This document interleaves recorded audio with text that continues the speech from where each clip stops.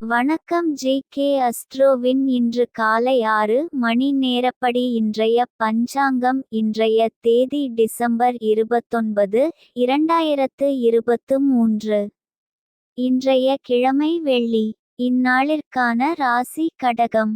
இந்நாளிற்கான நட்சத்திரம் பூசம் முதலாம் பாதம். இன்றைய திதி துவிதியை. இன்றைய யோகம் வைத்ருதி. இன்றைய கரணம் கரஜை. இன்றைய ராசி தனுசு ராசிக்கு சந்திராஷ்டம ராசியாகும். கடகம் ராசியின் இன்றைய திதி சூன்ய ராசிகள்: தனுசு, மீனம்.